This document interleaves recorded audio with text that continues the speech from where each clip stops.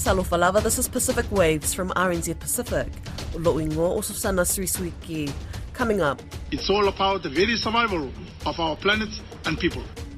Will the ambitious climate commitment from the shipping industry happen? Also, poverty in Papua New Guinea worsens. And later, what they have done for themselves and for the team and for their country and their families back at home. We check in with the Cook Islands women's football team. With the curtain set to fall on the International Maritime Organisation's Climate Summit on Friday UK time, it's unknown whether the talks will deliver an ambitious climate outcome.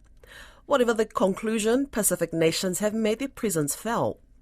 They've been motivated and pushed for global shipping to become fossil fuel free.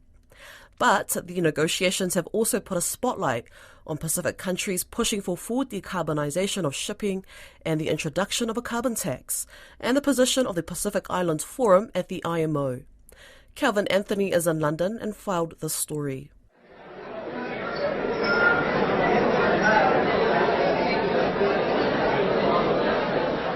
This is the sound of delegates trying to decide the best way to align global shipping with the Paris Agreement temperature goal of 1.5 degrees. IMO Secretary General Kitek Lim says the 80th session of the Marine Environment Protection Committee, or MEPC, is the organization's response to the global climate crisis. His message is backed up by the UN chief Antonio Guterres. Humanity is in dangerous waters on climate, but the decisions you take over the coming days could help us chart a safer course. But as the meeting enters its final stretch, the feeling within the walls of the London-based UN agency is one of compromise for the self-organized Pacific group nicknamed the Six-Pack, who have been flying the region's flag at the IMO since 2015. A lot is at stake. They've been lobbying for the maritime industry to fully decarbonize by 2050 and for the adoption of a universal carbon levy. From Tuvalu, we have traveled far to come in person to this meeting to impress upon you that the outcome this week is a fundamental and determining the fate of my country. To Kiribati, it is not all about science nor economics.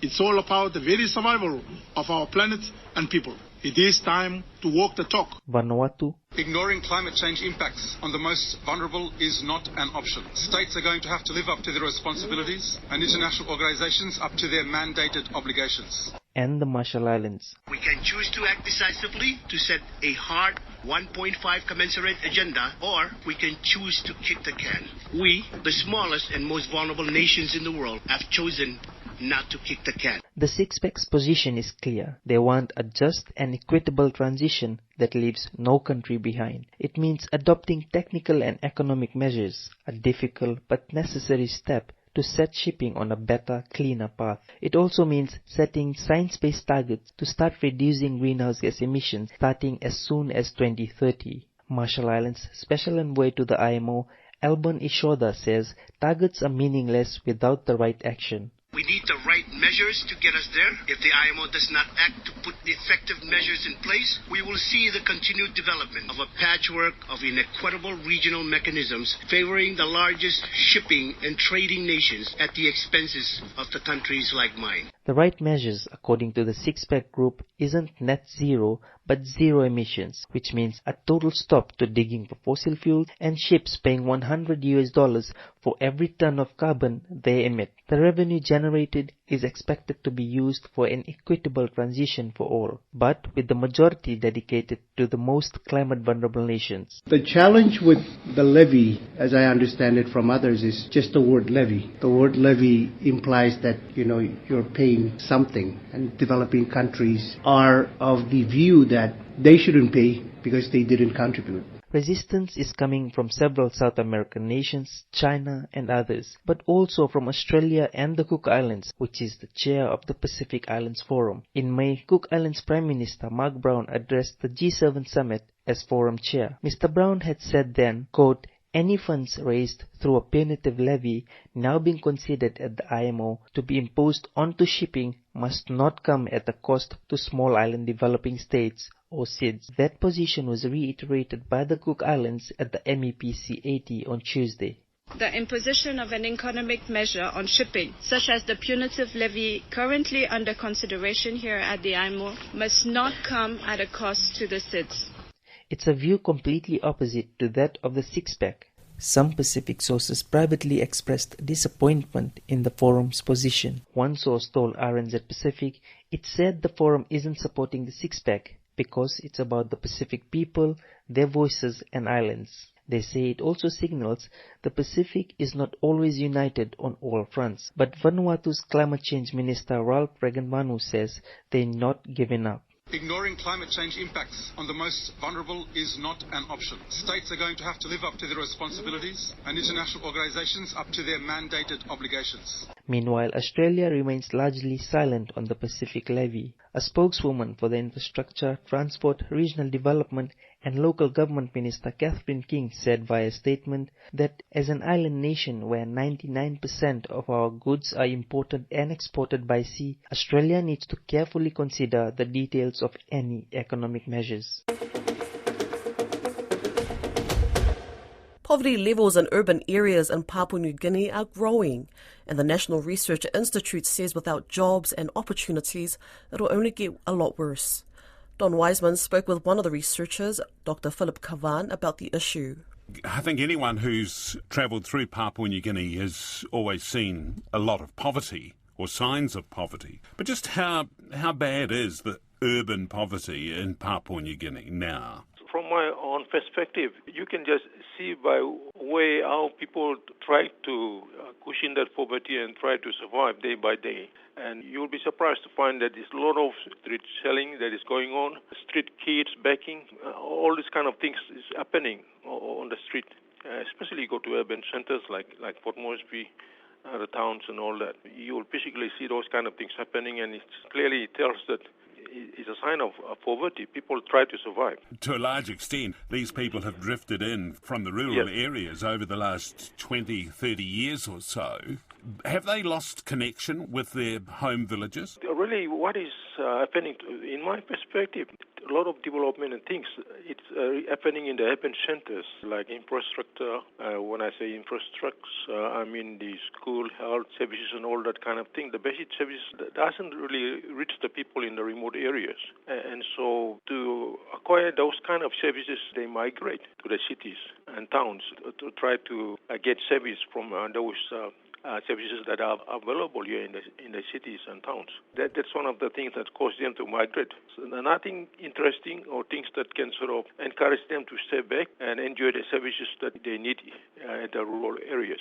Yes. But it doesn't quite work out that way for many, I suppose, and they don't have things like food gardens to fall back on. Yeah, they do have a food garden and all that, but sometimes with the land, that is not an issue. In rural settings, each clan have their own land, and those who don't have a land, they cannot really develop and do agriculture or whatever to help themselves. And they try to look elsewhere, how best they can able to survive. So poverty that the National Research Institute is writing about, it's getting worse. Yeah, indeed, yes. Yeah, it is getting worse. As I pointed out, poverty is a lack of access to economic and basic services in PNG. So once that kind of services is not visibly seen at the rural areas, people flock into the urban centers to try to acquire those kind of services. And also the poverty is kind of robbing people of their dignity, their potential, and in some cases their very lives in PNG. The traditional social values and king-based practices of taking care of those in need are breaking down. That's one of the facts that is clearly stands out. Previously, we are a communal type of people. We tend to support each other and look after each other's basic needs and all that. But that kind of culture, that kind of practice is kind of breaking down, and it's no longer very strong now. You're saying that the chances of PNG reaching the Sustainable Development Goals and other national programs, it's less and less likely. Yes. So what would be your recommendation for what should be done to overcome this problem? First of all is jobs. Create more jobs and other means for the youth to earn cash. That's number one. And number two is provision of access to land for farming. And number three is basic services, access to education, water supply, health care, transport. By that I mean roads and public transport services, and markets. And number four, skills training. Provide skills training on small business management, example like pig or poultry farms, small shops, and a support system including access to capital and credit. And lastly, social care system for elders, single parents, people with disability, and other disadvantaged groups.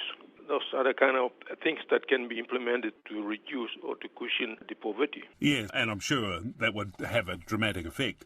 I guess the thing is the lack of money, isn't it? It's the sort of move that essentially amounts to a revolution in terms of the way services and other things are provided for people. Do you think it's going to happen? Yes, that can happen if we're able to create more jobs and try to help the youth to be employed, and they can try to do something, occupied doing something to earn cash to help themselves. Otherwise, they will become a problem, with social problem. They go into drug and they go into rascal activities and all those kind of things, so they have to be engaged in doing something to help themselves.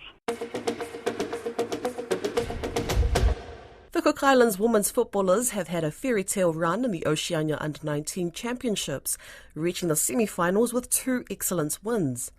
Although their run came to an end on Wednesday with a 5-0 defeat to reigning champions New Zealand, they had drawn with Tahiti and beaten Solomon Islands 1-0 and Vanuatu 2-1 in a dramatic quarter-final. They now play Samoa in the third-place playoff this weekend in Suva. Craig Stevens spoke to team coach Tukati Sam about the team's success. You reached the semi-finals with 2 victories and a draw this week. Was that something that you expected beforehand? In terms of our, we visualized that in our heads, but it just pretty much came true on the day. So, yeah, I guess it did. Okay. Yeah. I mean, obviously you're disappointed with the result against New Zealand. You lost 5-0, but obviously New Zealand are a very good side. But I guess that you're proud of the players' performances during the tournament? Yeah, absolutely. This whole tournament, just proud of them, what they have done for themselves and for the team and for their country and their families back at home. They just absolutely put on great performance this whole tournament. Against New Zealand, yeah, they're top side, quality side, and we're just looking for the 3rd and 4th position on Saturday. Okay, cool. And any particular highlights? I think it'll be the Vanuatu game, I guess, the quarterfinals. We won 2-1. I think that's the highlights for the tournament for us, I guess. But also, you held Tahiti, and they're a traditional powerhouse, and also beat the Solomon Islands. So, yeah. It's been a good week. Yeah, and a good week. Performance from the girls are just really, really good. Excellent work. Did their jobs, and yeah. All right. And did you prepare quite well for this competition? Yes, we prepared really well. We trained really well with the girls, three times a week, and games between for this tournament. So we did really, really I drilled them into more of the defensive side of things, and as it can show during the tournament.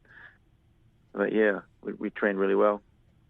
Okay, and do you have sort of a mix of home-based players and some who are based in New Zealand and possibly also Australia? Yeah, so we got mostly homegrown players and 2 from one of the outer islands, and from Atsutaki, and 1 from New Zealand, but also homegrown, and 1 from Australia, where she's in the Queensland Academy. So yeah, that kind of boosts us up as well as a team.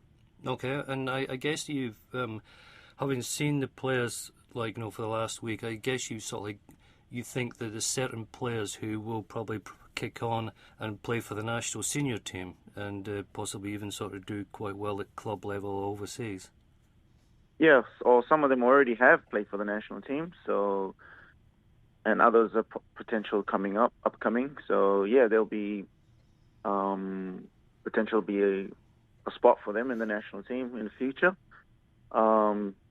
We got the Tahiti game. We got a Tahiti trip to play a friendly with Tahiti in 6 weeks' time. So yeah, they'll be trialing out for that.